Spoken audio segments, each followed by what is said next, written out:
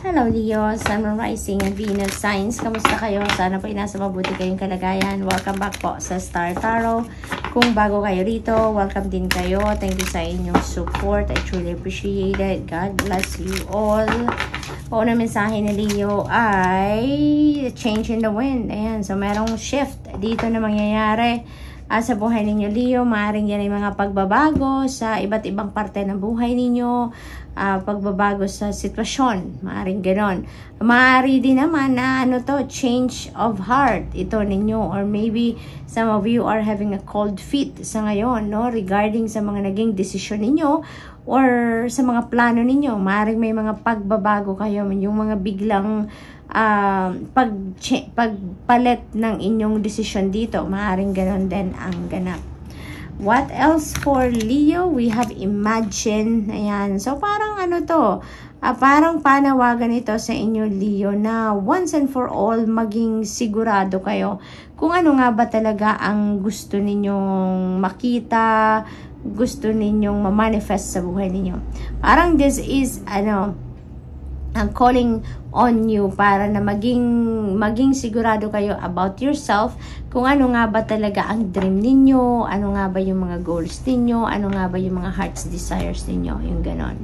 So, what else? We have Higher Power, number 4, napaka-powerful ng number na ito at ng card na ito, no? This is your intuition being so on point sa ngayon. So, most likely meron kayo dito mga downloads na parating.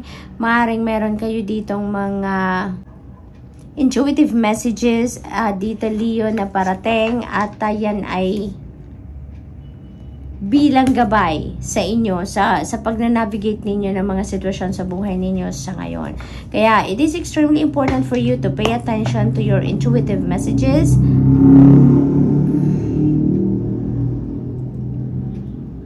Mag-check-in po kayo sa inyong intuition nang sa gayon malaman ninyo, marinig ninyo, ma-find out ninyo kung ano nga ba ang mga gabay na yan na para sa inyo. We have Energy. Ayan. So, parang nasa kamay ninyo ngayon ang kapangyarihan para kayo ay mag-manifest ng inyong mga heart's desires. Maaring kayo ngayon, parang tinatawag kayo dito ng spirit. There could be a very powerful pull dito na mararamdaman kayo na gawin ninyo kung ano man yung naiisip ninyo. Kung ano yung mga goals ninyo, ano yung mga heart's desires ninyo, maybe ito na yon. Kaya kayo pinagsisiguro ng spirit dito. Make sure kung ano nga ba talaga ang gusto ninyong ma-manifest sa buhay ninyo, because you are going to be given that special spiritual power para mag-manifest kayo na kung ano man ang gusto ninyong mangyari sa buhay ninyo. Ano yung mga gusto ninyong makitang sitwasyon sa inyong 3D reality. Binibigyan ka dito ng special power sa ngayon na madala ninyo sa inyong 3D reality ang kung ano man ang ine-envision ninyo for yourself, Leo. So, what else? We have Sanctuary. Ayan, you may need to find your inner peace, no? Maaaring yun ang hinahanap ng iba sa inyo dito. Maaari din na kailangan lang talaga ninyo na magpahinga, mag-step back kayo ng kahit saglit lang sa kung ano man ang inyong pinagkakaabalahan sa ngayon, pinagsisikapan, pagtatrabaho, kung ano pa man, dahil maaaring kailangan nyo talaga na mag-recharge kayo, kailangan ninyo na mag-replenish kayo ng mga lost energy ninyo, kailangan ninyo na mag-muni-muni, mag-reflection mode, no? Maaaring ganon ang inyong sitwasyon sa ngayon. And also, para makatulong din sa inyo na marinig ninyo ang inyong sarili, marinig ninyong magsalita ang inyong soul, marinig ninyo ang bulong sa inyo ng iyong intuition. You may need to find that inner sanctuary para mangyari yon, Kasi siguro lagi kayong busy, lagi kayong maraming ginagawa. We have Chaos and Storm Spirit Chaos. So, feels like siguro may mga kaguluhan sa isipan ninyo sa ngayon. Maaring you have a troubled heart sa ngayon, or maaring magulo ang isip ninyo for some reason. Maaring ganon.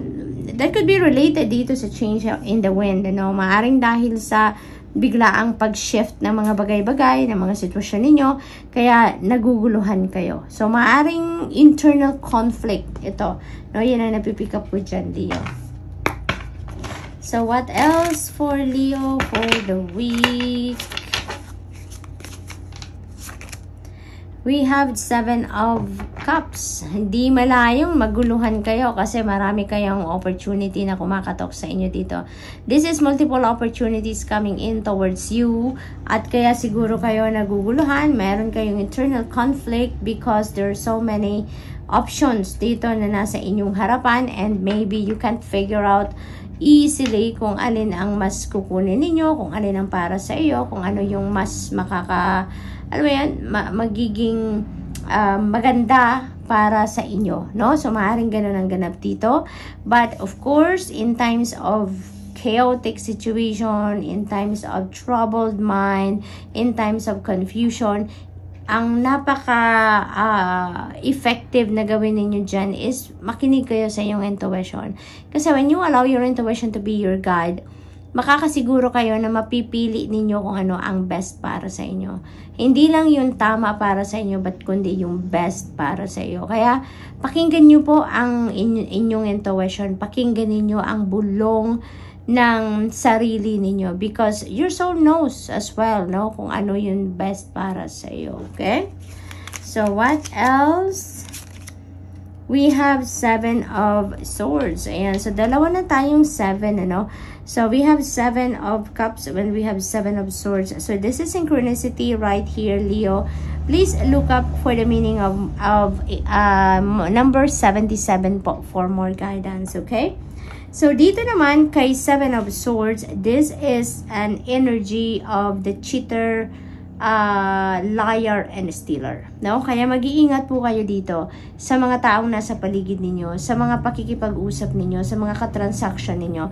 Mag-iingat kayo na hindi kayo mag-share dyan ng mga importanteng impormasyon or hindi kayo mag-share ng mga dreams ninyo, ideas ninyo, strategies ninyo, mga ganon. And even valuables ninyo na tangible, make sure that they are all monitored ninyo, tinitignan ninyo, chinecheck ninyo, they are all secured, no? So, make sure na inaalagaan ninyo at binabantayan ang inyong mga valuables, tangible and non-tangible. So, what else for Leo? We have Ace of Pentacles. Holy moly, napakaganda nito. This is very good energy. Leo, pagdating sa money, career, and finances, napakaganda, napakaganda. Kasi, ano to, new beginning energy ito, no? This is an ace, this is a new beginning. There is a fresh start dito na mangyayari talaga dito sa buhay ninyo in terms of your money, career, and finances. Now, maaaring meron dito mga bagong opportunities na parating na wherein financial opportunities na maghahatid sa inyo ng financial success, maghahatid sa inyo ng financial abundance, prosperity, yung ganon. So, definitely, there's going to be some change sa inyo dito pagdating sa inyong financial landscape. Kasi magsisimula na ang pagpasok ng pera sa inyo. This is the start of money flow, kumbaga, for some of you dito, Leo. So, napakaganda. This could be, windfall of money din na parating. This could be an inheritance, maring ganon. It could come from different sources, no? Yung perang ito na parating sa inyo dito, Leo. So, good luck po, and that's all I have for you for today. Thank you for watching. Love and light. Namaste.